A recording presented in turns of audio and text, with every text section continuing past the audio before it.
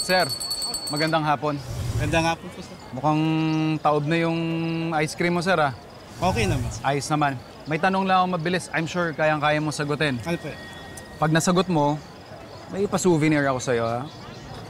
Sample lang yan. Pero, sa kantang Liron-Liron Sinta, ano ang prutas na nabanggit doon? Kinakanta sa isip, kinakanta sa isip. Liron Sinta? Oh. Buko? Isa pa. Kantahin mo, bilis. Papaya? Papaya. Ayun. Dahil dyan, meron kang mug ng Farm to Table. Thank you, sir. Thank you po. Thank you, sir. The best. Thank you.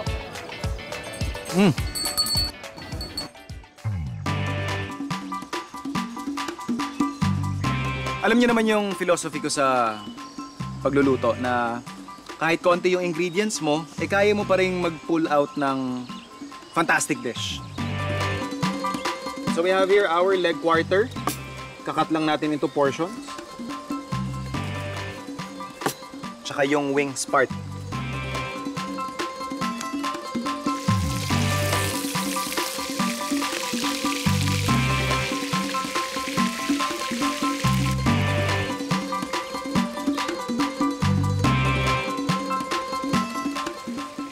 Magpipit-pit lang tayo ng bawang, saka natin ihahalo sa pan.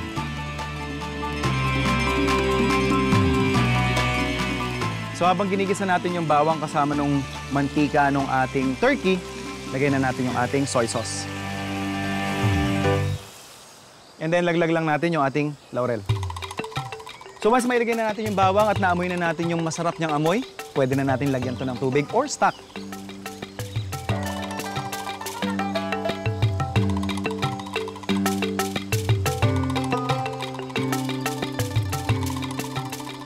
And then, yung ating honey. Pakukulaan natin to hanggang mag-reduce at lumambot yung ating turkey legs at saka wings. And then, pwede na tayo mag-serve.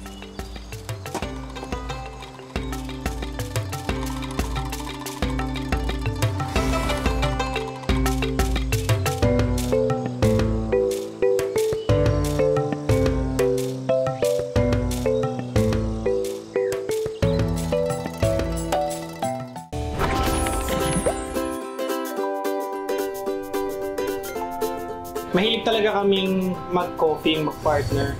So, iba-ibang coffee shop talaga pinupuntahan namin kung saan kami mapunta. Ayun, nag-start na kami na mag-search ng mga possible ways para mag-brew ng coffee na suitable for a mobile cafe. So, ang unang na-try namin is mocha pot and then we stick to it na. Nag-start tayo, 5 coffee lang. Yeah, 5 coffee lang. And now, we have 30 plus items na, no? with food 30 na. products.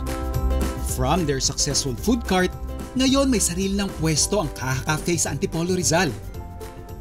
At paborito itong dayuhin ng foodies from Metro Manila na naghahanap ng kakaibang dining experience. Katulad ni Kapuso Hank Prince Clemente.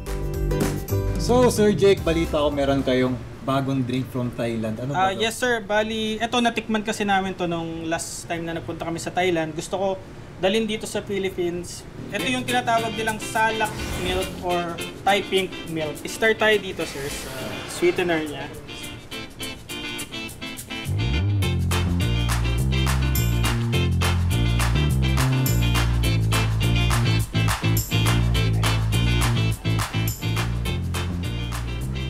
Meron siyang kalasa. Parang mga ice cream na galing Scramble Korea. sir. Oo. As they continue to perfect their lineup of drinks, naglabas na rin ang Kaha Cafe ng masasarap na rice meals na patok sa kanilang hungry regulars. Ang reason kung bakit rice bowls is bira kasi sa cafe yung may nag-offer ng rice. Having na maliit yung kitchen namin, it's easier na makapag-prepare ng rice bowls instead of yung madaming snack. Ito, yung ating unang food is spicy beef. Sobrang lambot ng beef niya. Yung saktong-sakto yung halo ng tamis at anghang. So, i-mix muna natin siya para mas maganda yung flavor. So, mga food explorers, first time kong makatikim ng sea salt actually. tinikman ko siya bago ko siya haluin, is very mapait siya. Pero nung hinalo ko siya with the strawberry na matamis, is naging sakto na yung halo niya ng tamis at alat. Try naman natin ang kanilang hot sea salt latte. Dito naman mas talagang lasang-lasa mo yung kape. Actually, medyo matapang siya. For me, available din ang kanilang iced matcha. Matcha! Matcha nga yung lasa niya. And of course, sa mga mahilig sa pastries dyan, meron tayong chocolate croissant. Grabe, ang sarap nito. Saktong-sakto yung tamis. Napakalambot ng bread. Yun, mga food explorers. So, ito naman ang ating bagong flavor, ang honey oat latte, na sobrang perfect sa mga lactose intolerant dyan kasi ito ay gumagamit ng oat milk instead yung mga usual milk na ginagamit. So, perfect to sa inyo. And of course, sa mga nag-chill dito at makita itong stand na to, ito po ay for sale din. Yes, itong mga vintage na cap, mga jacket, shirts, ito may mga games din dito. Yung experience ko sa Kaha Cafe is very new to me, especially na may tikman ako mga bagong drinks tulad ng kanilang mga sea salt drink. And of course, yung kanilang bagong drink na Thai pink milk tea. Ayun yung actually yung pinaka-favorite ko. Maganda mag-chill dito pag kasama mo yung mga barkada mo. And of course, sabi ko may mga board games. Tapos kahit mga damit, meron silang binibenta. So parang all-in-one siya.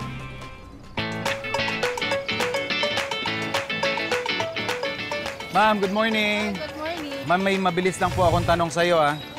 Magbigay ka ng 3 pangalan or 3 uri ng saging sa Pilipinas. Saba, Saba, Lakatan, Lakatan. Latundan. Wow, ang bilis ah. Mukhang parang sanay na sanay ah. Ayun na. Ayun ma'am, dahil nasagot mo ang aking katanungan, meron kang free farm to table mat. Sinong pinaka-poging naging customer niyo dito? Ang Pogi, Jay Arroyo. Joy Arroyo. Uy, talaga?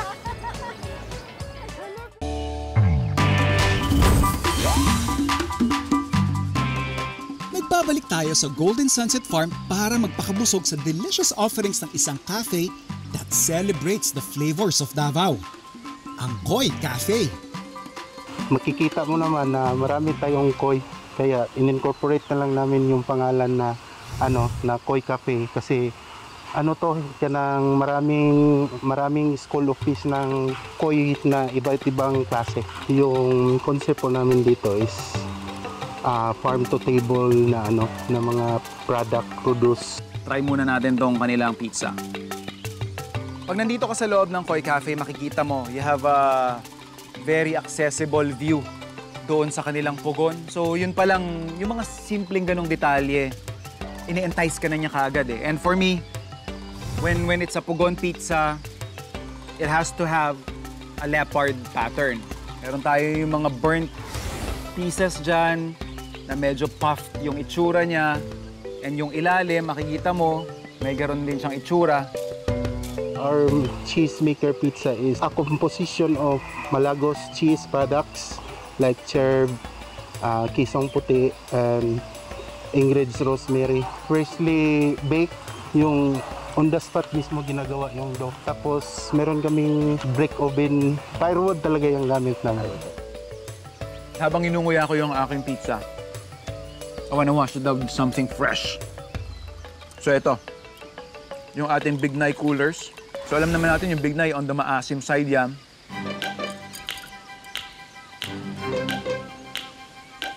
And then, in a way, para silang gumagawa ng sarili nilang soda dito kasi I just found out, dahil naglaro sa dila ko, carbonated yung ating drink. Yung Parmesan crusted salmon fillet na may lemon butter sauce. Krinas namin yung Parmesan para maging crispy yung outside layer but inside it's soft. A lot of you may not know, pag sa restaurant, pag may nakita akong salmon, it's not my first choice of fish. Only because, for me, yung karakter niyang lansa is something na hindi ko masyadong namimiss. Pero pag ganito yung pagkaka-execute, yung umami layer niya because of the Parmesan on the outside, And also dahil crusted siya, it gives you this texture na nilalaro niya yung palate mo. Pag ganito pagkakaluto sa salmon, bad.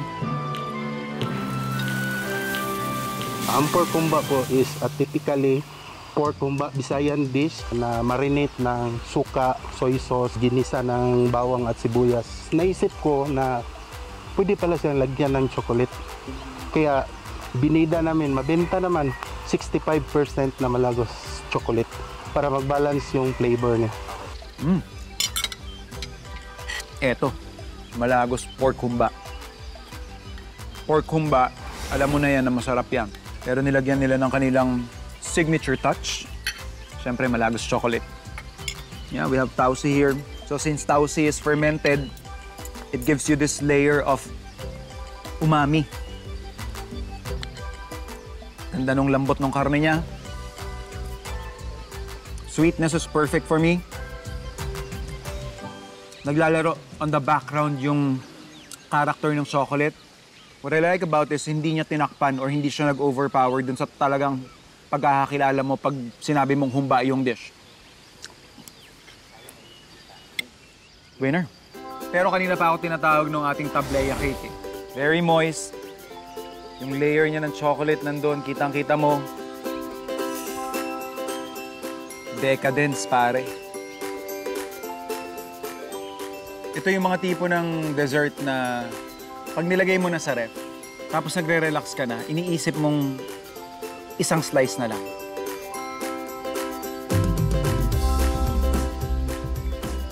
Food Explorers, I'm lost for words.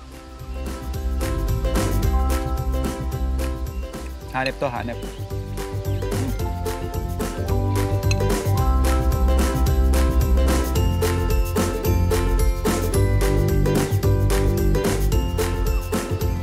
Ma'am, good morning. Ma'am, may itatanong lang po ako sa inyo. Mabilis lang to. Pag nasagot mo, meron kang mug. Alright, bigyan mo ako ng 3 uri ng isda na inuulit-ulit ang pangalan. Lapu-lapu. Lapu-lapu, may tinda kayo niyan. Op! Hasa-hasa. Ano pa? Maya-maya. Aba, maya-maya. Ang lupit ni Mlam, bilis ha. At that time, dahil walang movement, Apo. so parang kailangan natin ng space.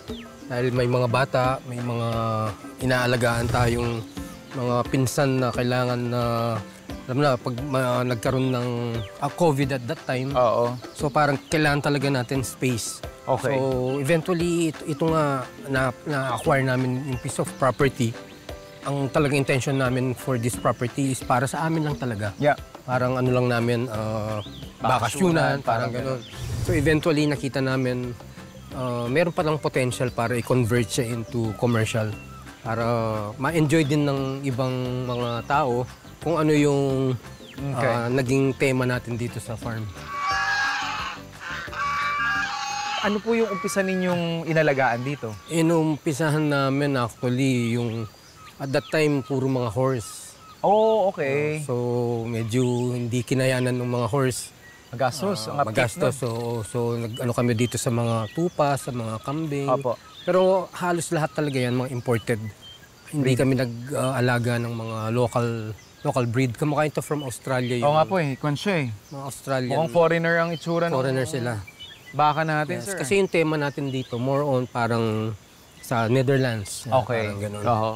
Yun ang naging team Which natin. explains yung mga windmill, Yes. yung ating barn house, tsaka yung feel niya, overall feel niya, no? Ilang rooms po yung meron kayo dito ngayon, sir? Bali, we have 3 villas at the moment. Okay. Per villa, kaya niyang mag-accommodate ng at least 25 packs. Ano po yung pwedeng ma-experience po ng guests ninyo when they visit yung inyong When they farm? visit here, yun nga, yung parang back to nature. Okay. Parang mafe-feel, lalo na yung sa Metropolis, lalo na sa Metro Manila area, Opo. hindi nila na-experience yung ganitong... Totoo. Para sa kanila, ito, this is heaven. Para sa kanila, mag-feed ka ng mga animals, mag-harvest ka ng mga plants. Yan, yun yung langit para sa kanila. Hindi nila na-experience. Very educational sa mga bata. Yes. Na Actually. ma-encounter nila yung mga ganyan, close encounter.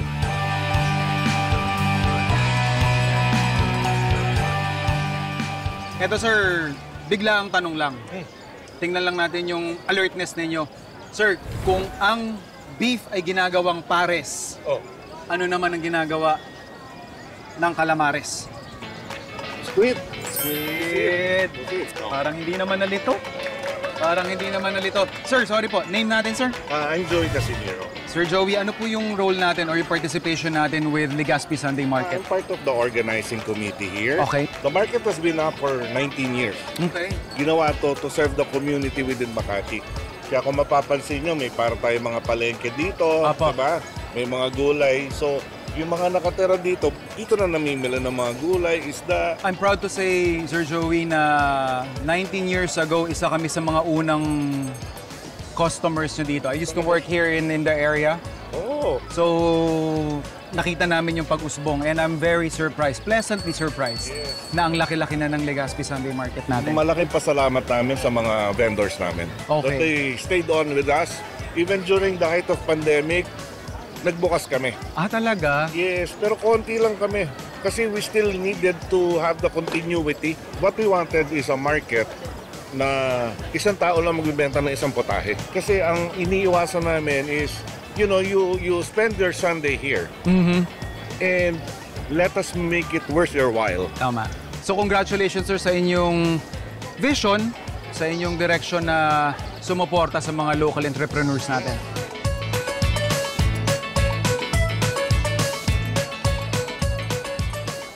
Sir, good morning. Good morning, Blessed morning po, JR. Yeah, how are you, JR? I'm doing great, sir. Okay.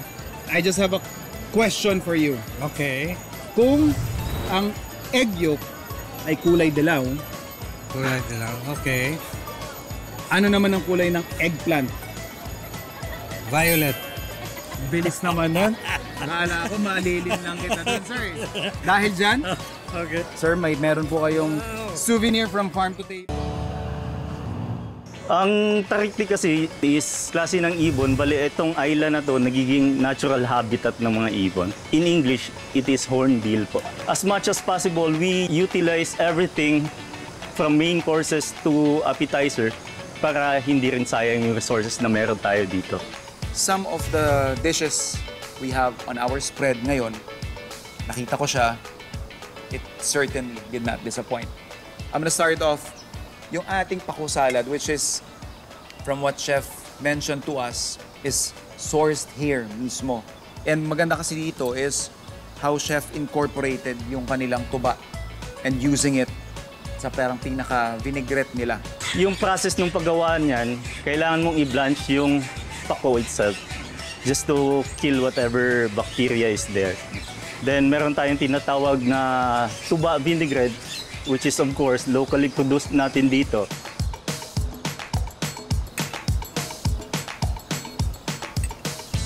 Yun, no? The very fruity and floral acidity na meron tayo, yun yung bumibisita. Yun yung nagwe-welcome whenever you have a serving or a portion ng ating pako salad. It brightens up your palate. Then as you take the other components, nagkakaroon ng harmony sa bibig. So we have here their local seaweed salad. Part of the daily diet ng mga kapuso natin, ng mga food explorers natin na nakatira sa mga coastal areas. Meron tayo ditong local species or local variety ng kanilang seaweeds. Ganito kasimple yung seaweed salad nila. If you want to have a mouthful or a literal taste of the ocean, ito yan. Briny. Tapos, alam mo yung unang hangin na sasalubong sa'yo pag pumunta ka sa tabing dagat, it not only plays with your taste bud, it also triggers nostalgia. And ito naman, again, talking about taking the main produce of the island and making it your main star, we have here yung kanilang laing dilubi. I can see siguro parang mix of seafoods here. Tapos gusto ko lang yung very simple touch of garnish nila ng charred or grilled na sili. And papartneran ko lang to kasi combo-combo tayo ngayon eh. Yung kanilang, this is just me, perfectly grilled pompano. It's very expensive in Manila, so we are lucky enough we are in Davao. Yung pompano is way cheaper compared sa Manila. Minamarinate natin ng oyster sauce with some spices. Yung version nila ng laing dito is reminiscent or nagpapaalala dun sa version ni Airpods. Si Airpods kasi, pag naglalaing yon, is using fresh taro leaves. So when you cook it, it will give you this bite, this texture na hindi mo makukuha if you're using dried taro leaves. Winner yung kanilang laing dilubi dito ha.